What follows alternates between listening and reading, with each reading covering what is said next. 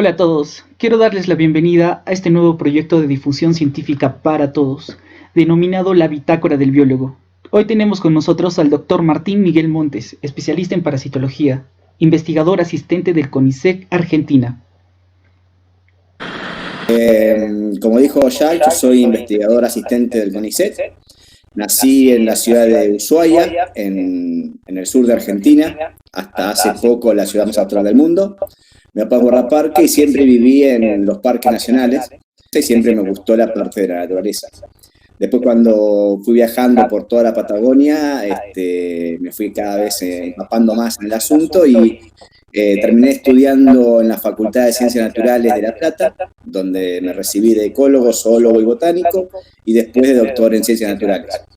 Y cuando me recibí, como no sabía muy bien qué iba a hacer, me surgió la posibilidad de estudiar los parásitos y traté de usar a los parásitos como indicadores de contaminación y biodiversidad, y no dedicarme tanto a la sistemática porque no era algo que me atrapara. Posteriormente, cuando termino el doctorado, hago el postdoctorado y quiero entrar a la carrera, ya mi visión había cambiado rotundamente y me gustó mucho más la sistemática, y hoy actualmente lo que hago es trabajar en sistemática en todos los grupos de parásitos, en una región en particular que es Misiones, que es el noroeste de Argentina, que está entre Paraguay y Brasil, en el Parque Nacional Iguazú, y ahí pescamos lo que salga y revisamos y describimos especies nuevas de todo. ¿Y por qué estudiar parasitología, Martín? ¿Por qué no continuar con lo de botánica o ecología? Bueno, los parásitos te dan la oportunidad de estudiar todo el ecosistema. Los parásitos tienen algunos ciclos de vida muy complejos, que involucran 2, 3 o más hospedadores. Entonces, cuando vos estudias un parásito en particular, lo podés enfocar de diferentes puntos de vista, desde la especie, en el hospedador definitivo para crear la especie nueva, o estudiar todo el ciclo de vida. Para estudiar todo el ciclo de vida tenés que saber todo el compuesto, cómo está compuesto todo el ecosistema. Entonces, tenés que ir tanto desde lo que es caracoles, características ambientales, peces, moluscos, crustáceos, aves, mamíferos. O sea, te da un pantallazo, te da la posibilidad de trabajar con todo el ecosistema completo y no solamente saber especializarte en algo, porque generalmente cuando uno se doctora o termina o se dedica a algo, se termina siendo un especialista y termina sabiendo mucho de poco, digamos, en la naturaleza. Y eso es la parte que a mí no me gustaba. A mí me gustaba tener un pantallazo de todo lo que pasaba en el ecosistema, y los parásitos permiten eso.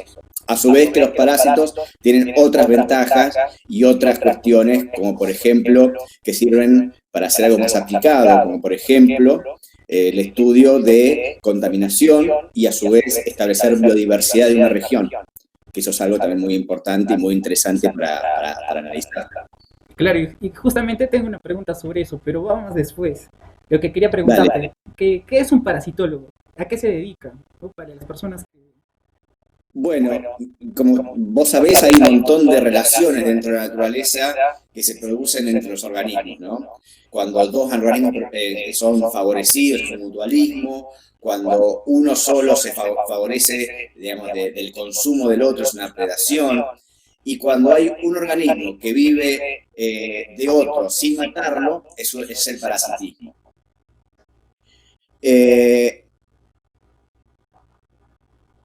En realidad, me perdí de la pregunta, tenía que apuntar. Y eso fue el productor muy sofisticado y la pregunta original. ¿Qué es un parasitólogo? Pero sí me respondes, ¿qué hace un parasitólogo? ¿Qué es un parasitólogo? Bueno, entonces, el parasitólogo lo que hace básicamente, disculpame que ya me fui por las cosas, entonces, nosotros lo que estudiamos son estos organismos que viven a costa de otros. En realidad, esa clasificación que vos vas a ver en todos los libros de ecología sobre las relaciones simbióticas, son como categorías estancas, donde vos decís, ¿es esto, es lo otro o es lo otro? Entonces te lo presentan de una forma muy simplificada. Pero en realidad, lo que es un parásito está en discusión también, porque los parásitos dan ciertas ventajas a sus hospedadores. Por ejemplo, En presencia de dos especies parásitas, que vos estés infectado de una especie menos patógena y ocupa ese nicho ecológico e impide que un parásito más perjudicial se introduzca en tu cuerpo, si sos un pez, por ejemplo. Hay otros organismos, por ejemplo, hay ciertos machos de algunas especies de kilis que pueden mostrar que han sobrevivido a una infección parasitaria y tienen mayor éxito reproductivo que los machos que no lo han hecho. O sea, es como que si, digamos, hablando en términos humanos, como que si las hembras se dieran cuenta de que ese macho que sobrevivió a la infección tiene mejores genes que aquel macho que capaz nunca se expuso. Entonces, es como jugársela si se va con el macho que no tiene forma de demostrar que sobrevivió a un parasitismo. Y algo también que pasa con los parásitos es que pueden llegar a funcionar como bioacumuladores. Se ha visto que metales pesados en los parásitos, en acantocéfalos, en nematodes y en menor medida en cestodes, tienen mayor cantidad de metales pesados que lo que tiene el músculo o en el medio ambiente. O sea, funcionan como basureros internos. Y así hay un montón. Por ejemplo, hay un isópodo supuestamente que ayuda a la hidrodinamia del pez. Entonces, los peces que tienen ese isópodo en su cuerpo pueden nadar y buscar comida mucho más eficazmente que otros. Entonces, hay lugares en los cuales los parásitos entran en una especie de ya no ser solamente un organismo que se aprovecha de otro, sino que le brinda algún tipo de servicio a su hospedador. Pucha, qué genial. Con respecto también a que nos dan una gran información sobre el ambiente, ¿verdad? Y eso también ha sido una de tus, prácticamente lo que has basado tu tesis doctoral, ¿no? Sobre la salud del ambiente.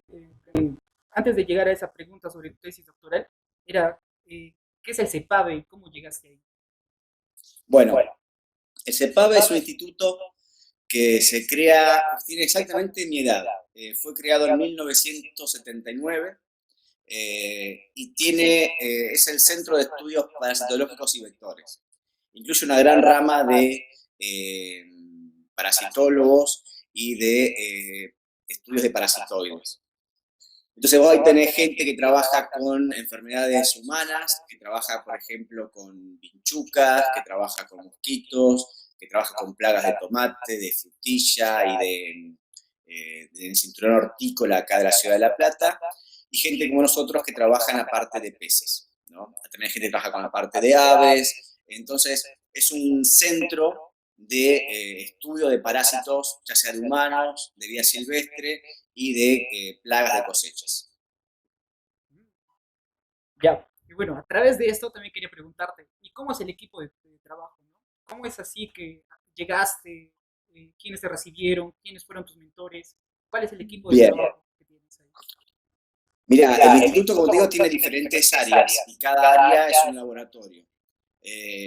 Mi laboratorio está compuesto por el jefe de laboratorio, que es Sergio Martorelli, que, coincidencia o no, fue mi padrino de bautismo. Entonces yo cuando termino la facultad, que no sabía muy bien a dónde agarrar, me gustaba de todo un poco, y no me decidía por ninguna rama, él me dice, mira, si vos querés, si te interesa, yo te puedo presentar a esto. Como a mí me gustaba la parte ecológica de los números, yo le dije, bueno, no tengo nada, pero no voy a ningún lado. Entonces, él me lleva a ese PAVE y él me presenta para las becas de CONICET y de la provincia de Buenos Aires. Y ahí es como yo ingreso al CEPAVE. Gracias a él, que es uno de los, digamos, como socios fundadores del CEPAVE. En el laboratorio actualmente tenemos diferentes como líneas de trabajo. Y hay varias personas dando vueltas en el laboratorio. Propiamente en el laboratorio tenemos a Sergio, que es el director, después está una chica que se llama Cecilia Chorno, que trabaja con la parte de bioacumulación también, pero con la parte de moluscos y de cercarias. También está expandiéndose un poco más hacia lo que sería acantocéfalos, cestodes y nematodes, pero con bioacumulación más que nada. Hay otra chica que trabaja con ectoparásitos, con lo que son las tricodinas, que son los organismos muy interesantes, porque son muy llamativos, parece una mandala cuando uno lo ve. Y trabaja también con monogeneos, son parásitos que están en piel y en branquias, que no hay mucha gente que se especialice en eso. Dentro de los parásitos, eso es lo que a mí menos me interesa, porque también sé que la tengo a Paula para mandarle todas las muestras, que es la doctora Paula Marcotegui. Y después tenemos en el laboratorio de investigadores, que estoy yo, y después no hay más investigadores. Pero lo que sí hay es personal de apoyo a la investigación, que es nuestra mano derecha, que es Jorge Barnetti, que es el que se encarga de los muestreos y el mantenimiento del acuario. Entonces, él no es investigador, no está recibido, pero digamos, debe ser el que más conoce de todos en el laboratorio. Él se especializa, digamos, en su rama original era en tarántulas, y ahora lo cooptamos para nuestro laboratorio porque le gusta mucho el acuarismo y la pesca, entonces lo tenemos como técnico de campo y es el que va a pescar y está horas en el agua, que no se cansa, y hasta que no sacamos el número apropiado de muestras no sale, por más que le decimos, ya está, va, ya tengo frío, vámonos, y él sigue en el agua. Y después tenemos becarios, incluimos ahora un técnico nuevo, Clara, que también está recién este año, justo con el COVID, se está acoplando al laboratorio y está ayudando con las tareas de mantenimiento. Y después, becarios. Yo tengo una becaria, una tesista, que trabaja con parásitos en arroyos de la región acá de La Plata y sobre usos de tierra, viendo si los diferentes arroyos que realizan diferentes tipos de producciones, ya sea agrícolas, ganaderas o ciudades, influyen todas esas condiciones en la fauna parasitaria de los peces de esos arroyos. Y después también tenemos a una chica que empezó el año pasado, que trabaja con microparásitos, o sea, todo lo que serían mixosporidios, microsporidios, tricodinas, en otros arroyos más. Y después hay pasantes que van viniendo, son estudiantes que no están recibidos, que vienen a formarse con nosotros, entonces vienen una vez a la semana y les damos muestras, ellos revisan y ese staff de pasantes se va renovando año tras año.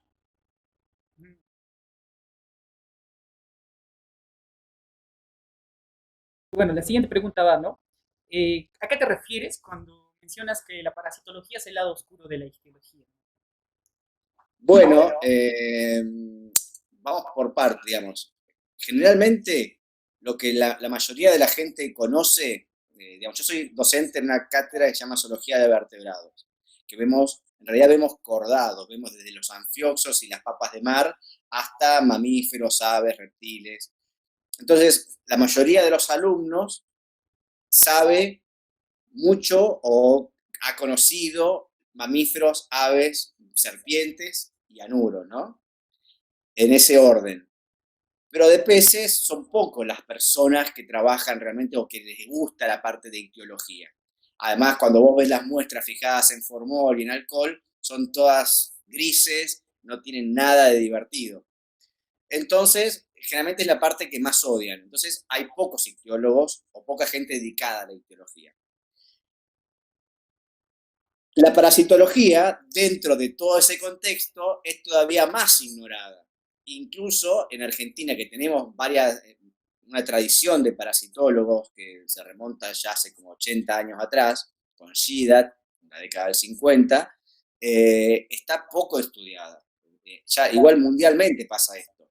Mundialmente la cantidad de peces revisados, creo que otra vez había leído un artículo que está revisado el 5% de los peces del mundo en busca de parásitos. O sea que hay un 95% de especies de peces que conocemos que nadie los ha revisado. A su vez, en cada sitio de muestreo, vos encontrás, y en cada año, y en cada estación, una fauna parasitaria que va variando, va cambiando. Entonces, hay un gran abanico, una disponibilidad muy grande de organismos para encontrar. Entonces, como que los ictiólogos, a ellos solamente les importan los peces. Entonces, cuando yo voy a trabajar con ictiólogos, ellos juntan los peces a la mañana, a la tarde, y para ellos, digamos, generalmente es raro encontrar muchas especies nuevas, por lo menos acá en Argentina. Entonces, o ya más o menos tienen identificado a qué apuntan. Y conectan sus datos y se terminó su trabajo. Digamos, eso terminó ahí. Yo no, yo voy al campo con ellos, junto los peces con ellos, llegamos al laboratorio, pero el trabajo de ellos terminó ahí, digamos, cuanto mucho tendrán una horita de identificar los peces y guardarlos, fijarlos, etiquetarlos, tomar la muestra de ADN, lo que sea, pero terminó su trabajo. El mío no, el mío recién empieza. Entonces, ponele, cuando yo voy a demuestreo en Iguazú, que es el lugar donde yo más trabajo, voy con mi codirector que es ictiólogo y con otra gente que trabaja en peces. Entonces, nos levantamos a las 8, cerca de las 9, 9 y media salimos para el campo, muestreamos hasta el mediodía. Si estamos cerca, cortamos, comemos y después a las 2, 3 de la tarde salimos de vuelta hasta las 4, 5, 6, depende del lugar. Volvimos a las 6 al campamento o al lugar donde estamos parando y ellos terminaron su trabajo. Y yo ahí recién agarro los peces, los sacrifico, me siento en la lupa y empiezo a trabajar. Y me quedo hasta la 1, 2, 3 de la mañana revisando peces. Al otro día nos levantamos a las 7, 8 de la mañana a empezar de vuelta. Entonces, ellos capaz se fueron a dormir a las 12 y yo me fui a dormir a las 3. Entonces, no es algo tampoco que sea muy agradable. Pero bueno, lo bueno es que con los parásitos podés capaz revisar 2 o 3 peces y encontrar una especie nueva de parásitos y ya tenés el trabajo hecho. Si haces un trabajo ecológico, sí necesitas un nene más grande. Pero, digamos, es como que los parasitólogos, medio como que a mí que soy ictiólogo y tengo muchos amigos parasitólogos, medio como que me dejan de lado porque, claro, yo estoy todo el día en la lupa, cuando volvemos ellos están tomándose algo, comiendo tranquilos, charlando y yo estoy en el laboratorio encerrado. Pero bueno. Por eso es el lado oscuro. Exacto, sí. Además, porque, bueno, ellos dicen, digamos, como los de mamíferos, los de aves, medio como que dicen, trabajan con esos pescaditos en el agua, mojándose, y los maltratan a ellos, les hacen bullying, digamos. Ellos me hacen bullying a mí, que yo reviso lo que pasa adentro de los peces. Pero bueno, no importa, está todo bien, ya van a caer. Claro. Y pucha, peor, ¿cómo estarán nuestros parásitos acá con respecto a los peces? Pucha, No, que creo que no, yo lo te decía otro día. Para mí, ustedes deben tener un montón de cosas nuevas por encontrar, géneros, mira, no sé si familias también. Y para mí es importante porque lo que poco que yo he leído de Perú es sobre parasitólogos, pero de yanquis. Y digamos que los yanquis o los europeos todavía tienen esa idea colonialista, o sea, Jack, mandame peces, vos le mandás peces y ni siquiera te ponen los agradecimientos, ¿viste? Entonces, esa idea de soberanía científica es importante de que haya gente, digamos, vamos a decir, nativa del país, que sea del país, que se especialice en los parásitos, que se vaya a formar afuera, que aprenda, que haga convenios, pero que no te roben el material. Igual creo que en ese sentido hay una cierta conciencia últimamente, más que nada por los recursos genéticos, ¿no? Pero está enfocado hacia la parte comercial. No es hacer cosa que el día de mañana encuentren la vacuna para, qué sé yo, el cáncer, para el SIDA, en una planta de Perú y lo fabrique una compañía, facture con eso y a Perú solamente le quede como la anécdota de haber tenido esa planta en algún momento. Yo creo que ahora, hoy en día, Perú, Argentina y otros lugares tienen una política más fuerte sobre ese sentido. Pero lo que es parásitos o biodiversidad, no sé, digamos, cuán fuertes están la parte de soberanía científica con respecto a su biodiversidad. Entonces, yo creo, lo que te decía a vos, que es importante de hacer colaboraciones, ponele. Vos trabajás conmigo, me mandás los peces, es importante de que vos figures en el paper que yo vaya a hacer. Por más que vos no seas especialista en el parásito, por más que vos solamente hayas pescado 5 pescaditos, ponele, y me los mandaste, que capaz para vos no significó un esfuerzo muy grande. Digamos, eran 5 pescaditos que igual ibas a pescar. Pero vos tenés que estar en el paper, porque digamos, sin esos 5 pescaditos, yo nunca hubiera descrito la familia nueva, el género nuevo o lo que sea.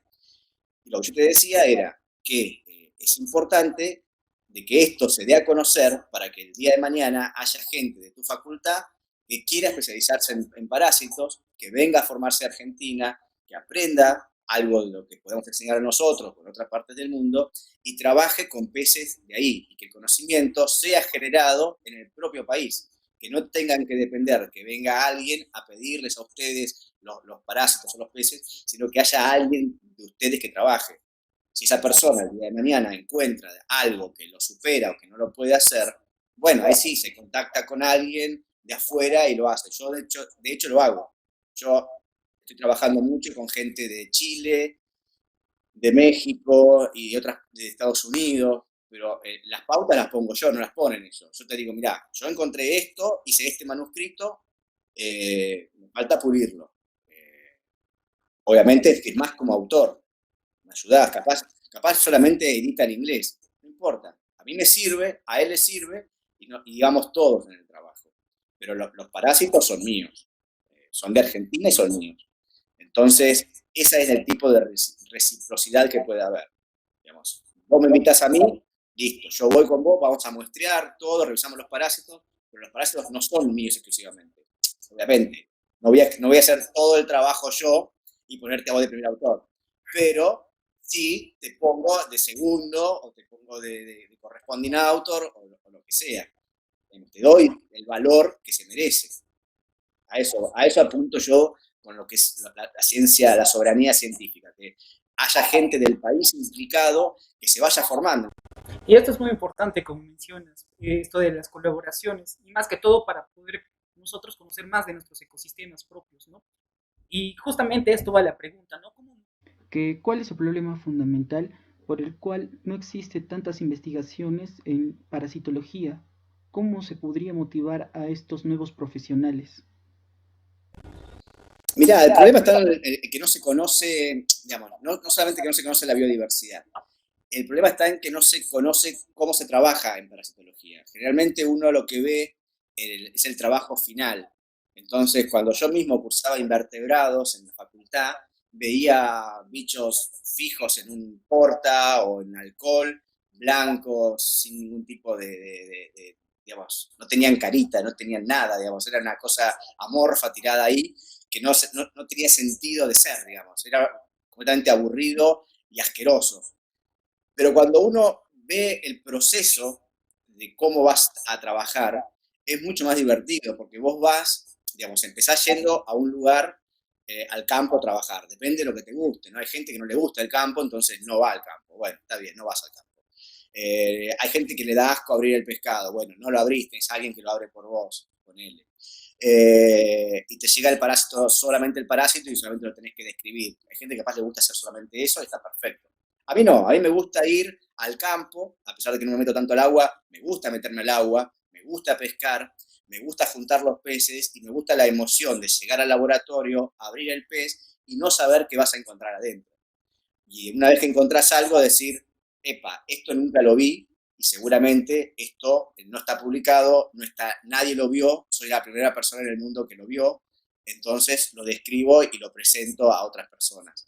Entonces, esa emoción, digamos, de encontrar algo nuevo o de entender algún proceso biológico o un ciclo de vida o poder probar que hay algún tipo de contaminante en el ambiente o, bueno, esa parte, esa emoción de encontrar algo que es completamente desconocido, digamos, es como una droga. Una vez que encontrás algo que es nuevo, liberás endorfinas a full y ya querés encontrar lo próximo y después viene toda la emoción de publicarlo, de escribirlo.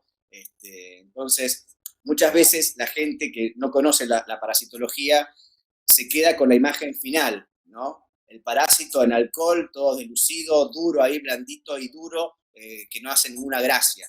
Entonces decís, es re aburrido ser parasitólogo. Son todos los bichos iguales.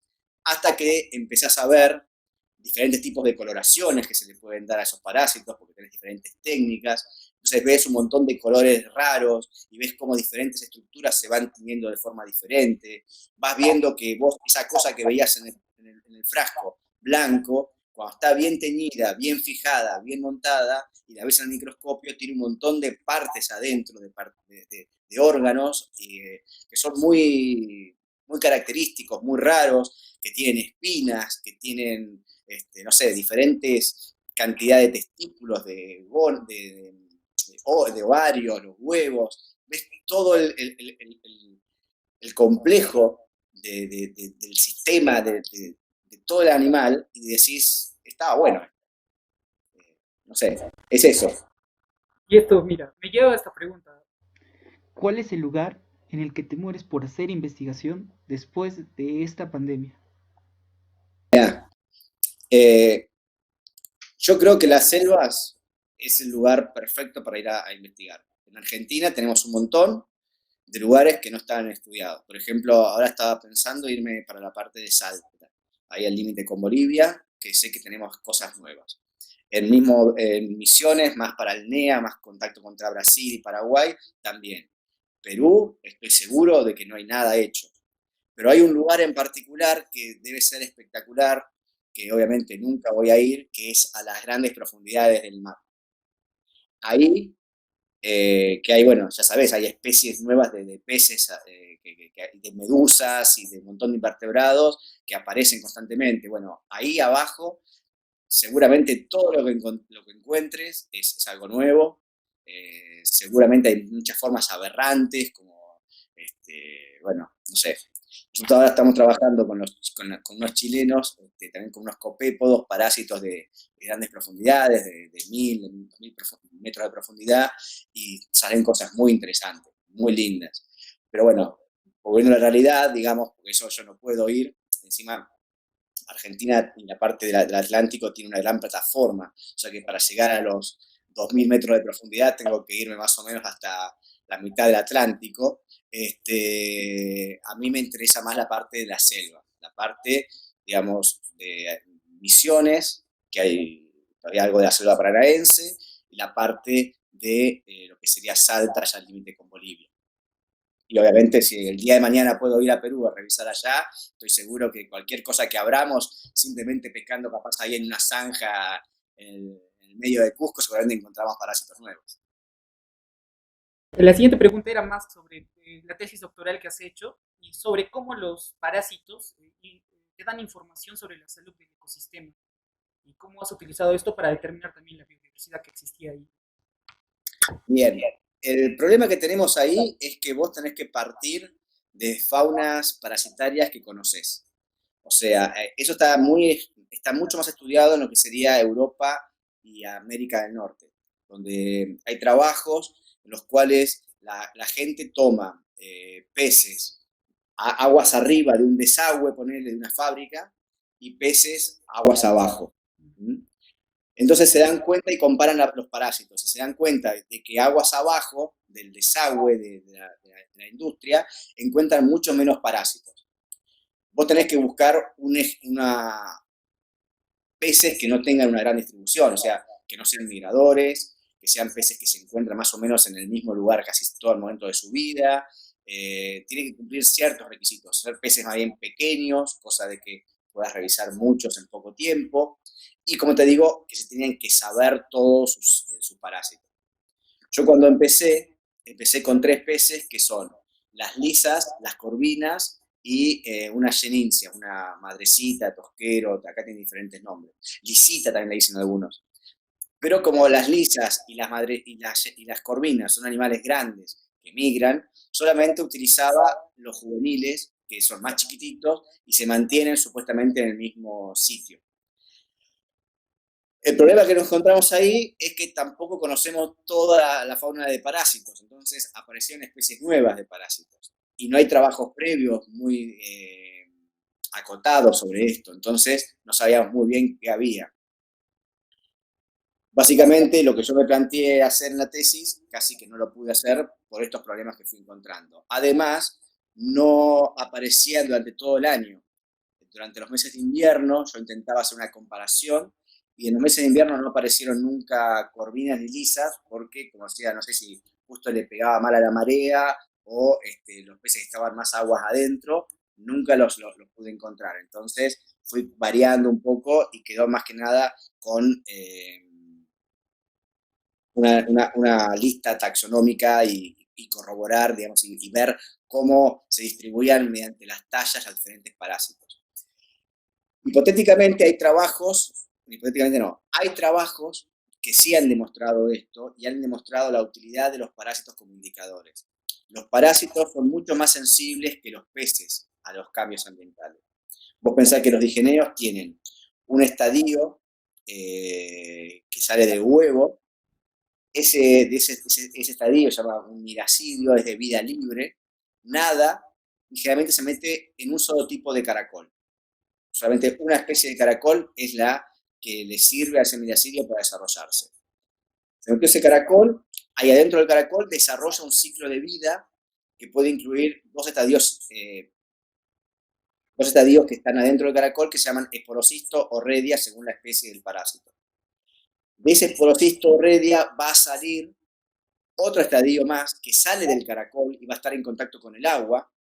Pensá que son animales que tienen una epidermis muy finita, ¿no? O sea, que cualquier cambio en el ecosistema hace que estos animales se mueran, que se llama cercaria. La cercaria nada cerca del caracol y espera un hospedador secundario, que puede ser un crustáceo, un pez, o se enquista directamente en la columna de agua.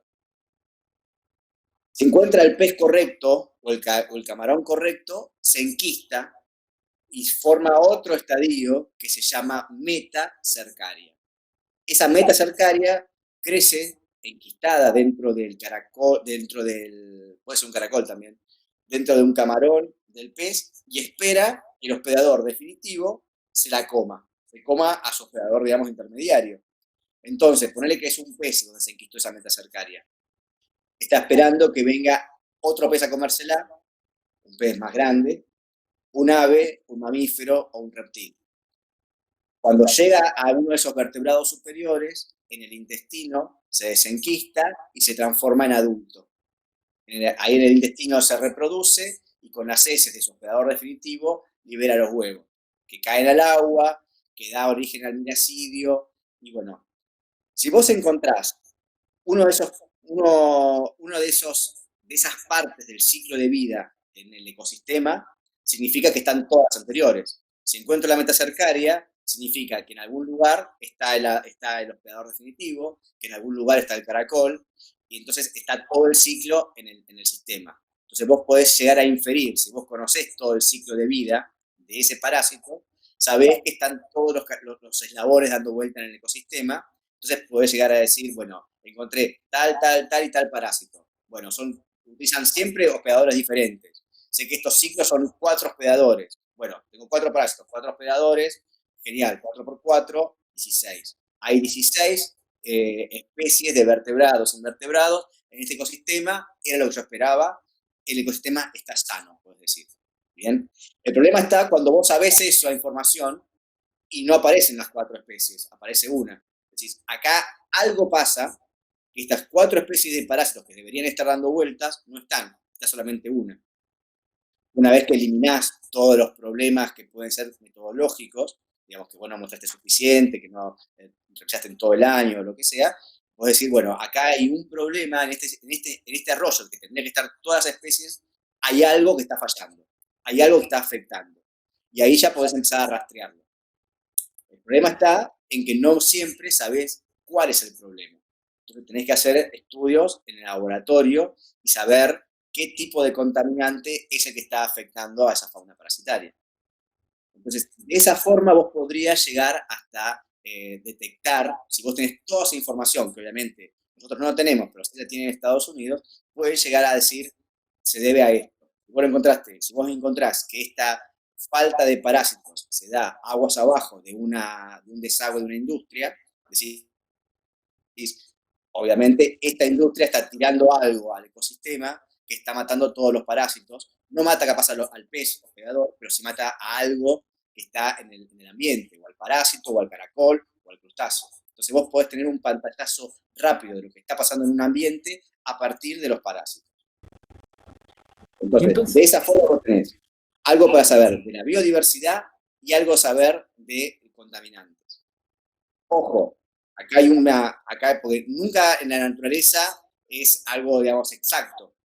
También hay parásitos que pueden verse favorecidos por algún tipo de contaminación. Entonces, puede pasar que en algún lugar vos encuentres mayor cantidad de parásitos de la que deberías.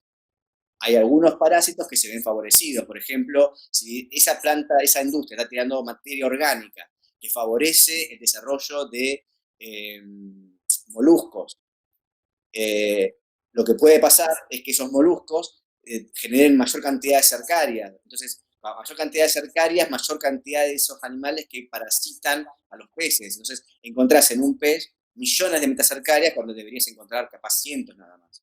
Y ahí estás viéndote que en realidad algo está interrumpiendo, digamos, o alterando el sistema, y eso también te da información de que algo está haciendo esa empresa que está contaminando, que está dándole mucha más materia orgánica al sistema de lo que debería tener, haciendo que florezca mucho la cantidad de caracoles y alterando, digamos, la cantidad de parásitos en los peces, que puede llegar a ser incluso deleterio para el pez, o sea, puede llegar a traerle problemas. Un buen parásito nunca intenta matar a su hospedador.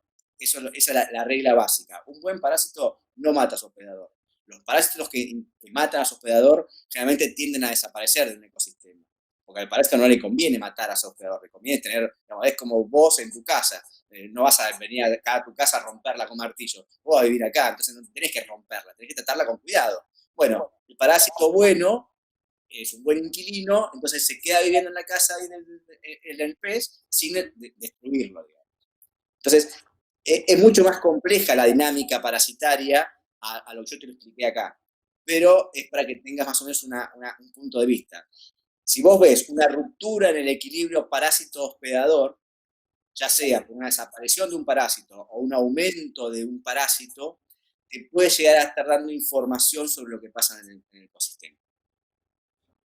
Esto me parece interesantísimo porque también se utiliza también en los macroinvertebrados acuáticos para determinar la calidad de agua, ¿no? Entonces, se podría utilizar a través de estas investigaciones, crear un nuevo índice, pero utilizando a los parásitos. Yo desconozco si existe algún índice de estos, pero se podría utilizar entonces como estos pueden manejar una mayor información del ecosistema, ¿no? Como también mencionas, también en los macroinvertebrados acuáticos hay unos que, por ejemplo, proliferan más en condiciones donde el agua está más contaminada, ¿no? Y otros que desaparecen, ¿no? Y que requieren mayores condiciones, ¿no?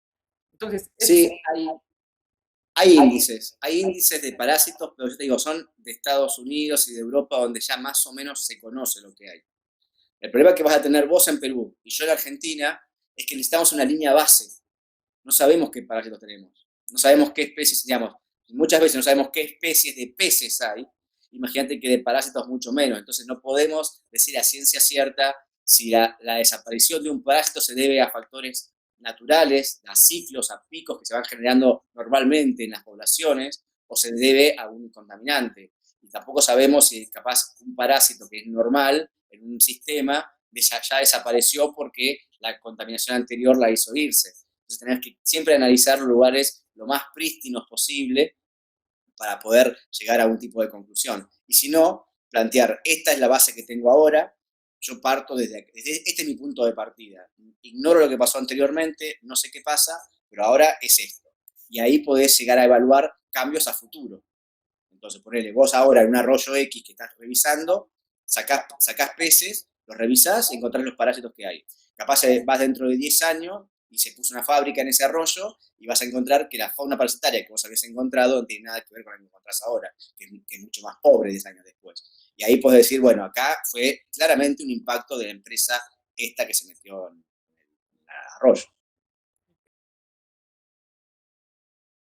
de, yo sé que te gustan los parásitos, pero de todos los parásitos, ¿cuál sería tu favorito? ¿Cuál es el que, no sé, Sí. el más alucinante que hayas encontrado? ¿O en qué circunstancia lo hayas encontrado? Mirá, lo que a mí más me gustan de todos son los artrópodos parásitos. En realidad los copépodos, porque vos ves un copépodo y te lo imaginás y lo ves, digamos, el clásico copépodo que uno ve es el de vida libre, pero cuando empezás a ver los condracántidos o las parabraquielas, ves que son unos bichos que son completamente deformes, que nunca hubieras imaginado que eso era un copépodo. Los copépodos es lo que más me gustan, pero hay algunos que, hay otros parásitos que me resultan todavía mucho más interesantes, como por ejemplo los mixosporidios. Los mixosporidios son durante mucho tiempo considerados organismos unicelulares, porque se conocían las esporas en los peces o en otros organismos, pero se comprobó con genética que en realidad son nidarios, no son protozoos. Tienen un ciclo de vida que es muy complejo, en el cual una parte pasa en anélidos, que es donde son pluricelulares, y la parte que se conocía normalmente, Myxobolus, Negulla, son las esporas en realidad que se desarrollan en los peces. Lo interesante es que todo lo que era Myxobolus son formas redonditas, y todo lo que es Negulla, que son formas con cola, no son géneros verdaderos, son morfotipos. En realidad, estos animales presentan aparentemente evolucionan con las familias de peces. Entonces vos vas a encontrar en los nodos de cada una de los mixosporidios que pertenecen una rama a una familia, otra rama a otra familia. Y en esa rama que parasita a una familia de peces, encontrás un montón de morfotipos diferentes, pero no podés decir que todas las enegullas con colita son el mismo género. Entonces, hay como una gran especialización dentro de la familia, dentro, digamos, en cada familia y grupo de mesosporidios. O sea, vos podés tranquilamente hacer una correlación entre lo que es los peces por un lado y por otro lado los mesosporidios y coincidirlo perfectamente. Toda la parte de filogeografía y de coevolución la encontrarías ahí. Entonces, es algo que es mucho mejor, o sea que es como que han coevolucionado tan íntimamente los mesosporidios con los peces que vos podés superponer filogenias así, idénticos. Está muy bueno. Lo cuentas, sí, es alucinante. Bueno, te da ganas de querer estudiarlo. Ya sé entonces cómo es que arrastras tanta gente ahí. Y Ya, bueno. entonces, bueno, lo bueno es que este material va a servir para eso, ¿no? Por lo menos aquí más, porque se va a difundir también prácticamente para compañeros, para estudiantes y también para personas que también no son de la profesión, ¿no? Más que todo para que se va a poder entender. Además, porque la edición va a ser, pues, va a Muy ser bueno. con mucho cariño, con mucho amor.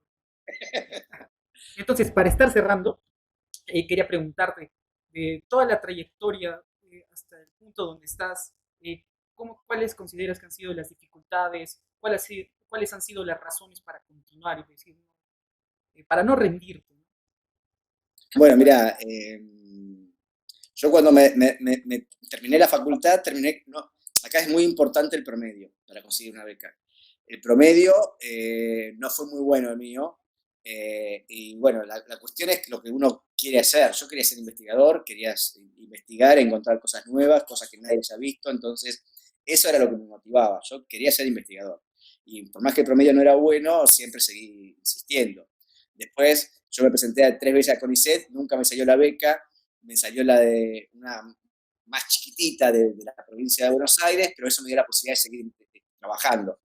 Y así hasta que cuando me doctoro, a la beca postdoctoral tampoco me sale porque no había publicado lo suficiente. Entonces no me dieron la beca postdoctoral durante 2 años, que estuve dando clases en otras cosas, pero bueno, yo tenía un objetivo que era ser investigador, hasta que logré publicar algunos papers y logré tener la beca postdoctoral. Si nos vamos a ver cuáles son los problemas que tenemos actualmente, supongo que es algo que es más o menos transversal a todos los países, y hoy en día en Argentina el mayor problema son dos en realidad, todos igual relacionados con la parte económica. Nuestro país actualmente está, bueno, como todos los países del mundo, atravesando la pandemia y ese gran problema económico que trajo aparejado. Pero ya veníamos mal desde antes. Entonces, todos o la gran mayoría de nuestros insumos los tenemos que comprar y están en dólares. Al devaluarse nuestra moneda, nuestros subsidios caen mucho y nos cuesta mucho secuenciar, qué sé yo, $12, que antes, en un momento, cuando el dólar estaba a 3 pesos, no era tanto, cuando estaba a 10, dolía, pero tampoco era tanto. Imagínate ahora que está a 145 el dólar. Entonces, cuando uno cobra, qué sé yo, 50.000 pesos y tenés que gastar 1.000 para una secuencia de ADN, y no tenés subsidios, no podés secuenciar mucho. Entonces te van tirando cada vez más abajo. Más que no tenés subsidios, más que nuestro CONICET te exige que vos publiques en revistas de gran impacto. Esas revistas de gran impacto, muchas, hay pocas que son gratis y muchas que son pagas. Y los precios están en 1.500, $1.600. O sea, yo tengo que más o menos destinar 3 sueldos íntegros para poder publicar en una revista buena. Entonces, es el mismo CONICET el que no te da subsidios, el que te da subsidios, yo presento ahora, pero tengo que presentarlo un presupuesto a $1 que no sé cuánto va a salir el año que viene o el próximo. Digamos, en realidad, al próximo año yo pido el subsidio, pero recién me lo van a dar al otro año. O sea, tengo que calcular más o menos a 2 años y hacer futurología de cuánto era. Hoy estamos cobrando subsidios en dólares, en pesos, de un presupuesto en el cual pensábamos que el dólar iba a estar, ponerle a 70 pesos, iba a estar a 145, o sea, que todo lo que pensábamos comprar ya no nos sirve, porque no nos alcanza. Entonces, el problema que tenemos es ese, más que nada económico. Económico que no sabemos bien cómo vamos a solventar nuestros gastos. Yo gasté básicamente no toda, pero gran parte de mi sueldo lo gastaba en investigación. Pagaba las campañas, pagaba las secuencias de ADN, bueno, reactivos dentro de todo no. Pero digamos, el mayor problema que tenemos nosotros es la parte económica y el mismo CONICET adentro, nuestra misma agencia, digamos, de investigación, que nos evalúa exigiéndonos que publiquemos en revistas buenas y no favorecen a las revistas nacionales, que encima las revistas de afuera son todas en inglés, con lo cual uno está como, volvemos al mismo tema de lo que sería la soberanía científica. Estamos como sirviéndole todos en bandeja a la gente angloparlante y capaz la persona que vive acá, mi tía de Argentina no sabe lo que yo estoy trabajando porque no sabe leer inglés o porque no lee inglés. Entonces, como que es un círculo muy cerrado donde solamente uno investiga para los otros. Y los otros siempre son los países del primer mundo. Entonces, ese es el principal problema que yo veo. Es más revolucionario lo mío, me parece, pero es así. Digamos, tenemos que primero, dejar de publicar para otros países, tenemos que publicar para nosotros. Digamos, hay muchos papers que te devuelven o te los rechazan porque son de importancia local o regional, pero es lo que uno trabaja. Y si uno trabaja acá, digamos, los parásitos o las especies están acá, digamos, no sé qué más pretenden. Entonces, para mí, el problema es ese. Un cambio en la mentalidad de los gobiernos y empezar a fortalecer, no solamente a decirlo, sino a hacerlo, y que las evaluaciones no solamente se den en papers científicos, sino también que se valore lo que es la difusión, cosa de que uno pueda explicar a la gente en charlas, en programas de televisión, en lo que sea, para que les llegue a la comunidad y que sepan que estamos trabajando nosotros. Entonces, ahí está, en extensión y en difusión es donde se debe también hacer foco. Y no solamente en los papers fríos científicos donde se describen especies. Ya estamos para las 2 últimas preguntas. ¿Qué es para ti ser biólogo? Y para mí lo mejor del mundo. Te da la oportunidad de hacer un montón de cosas, desde viajar, porque podés conocer partes de tu país y a su vez partes del mundo. Digamos, te pagan por hacer algo que te gusta, o sea que es lo mejor que te puede pasar. No es trabajo cuando lo disfrutás y lo podés hacer tranquilamente todos los días de la semana, digamos, es lo mejor que te puede pasar, digamos. Trabajar de algo de lo que te gusta y encima te paguen, está buenísimo. Lamentablemente te pagan poco, pero bueno, no importa, eso es lo de menos. Entonces, para mí es lo mejor que me pudo haber pasado, fue la mejor decisión que tomé en mi vida. En realidad no la tomé yo, porque yo cuando terminé la secundaria estaba entre biología y ser profesor de historia, y fue mi viejo el que me empujó y me llevó hasta la biología, porque me dijo que yo jodiendo con la naturaleza, entonces me dijo, estudia biología, dejate de joder, y me anotaron así medio de prepo en biología, y fue la mejor decisión que me puede haber tomado él por mí, así que fue lo mejor que me pudo haber pasado. Y bueno, como te digo, no sé si me dedicaría a otra cosa. Es todo, digamos, es parte de lo que soy, digamos, ser biólogo. Es el 80% de lo que soy.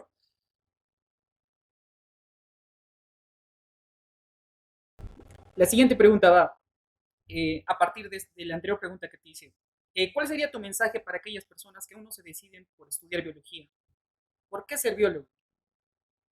Bueno, mirá, eh, primero porque no se conoce nada. De cualquier grupo de animal que te metas, siempre va a haber algo nuevo, algo diferente por descubrir, o algo diferente para enseñar, o para comunicar. Entonces, digamos, no podría decir nada a alguien como para tratar de convencerlo. Digamos. Esa persona tiene que convencerse sola. Si decide ser biólogo, seguramente no se vaya a arrepentir. Como te dije recién, el sueldo generalmente no es bueno si te dedicas a la investigación o a la difusión o a la extensión, no vas a ganar millones de dólares. Pero bueno, también está la posibilidad de trabajar en empresas privadas y dedicarte a la parte de genética y ahí seguramente te van a pagar mejor, pero para mí eso es ser un mercenario y si te interesa solamente el dinero y te metes en biología para hacer dinero, le pifiaste de carrera. Entonces, yo diría que no puedo convencerte a nadie de que sea biólogo. Lo que sí sé que si se decide a ser biólogo no se va a arrepentir jamás, eso seguro. Sea que se dedique a una planta, a un alga, a peces o a moluscos o a lo que se le ocurra o a parásitos, si es lo que le gusta, se va a sentir siempre contento de haber elegido esta carrera a pesar de todos los problemas que va a afrontar. Así que siga para adelante, le diría.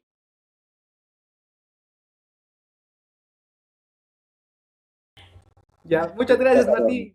Nos vemos. Bueno, saludos a ambos. Sí, Chao, que la falta. pasen bien, que termine bien el día. Bye bye. Chao, Martín.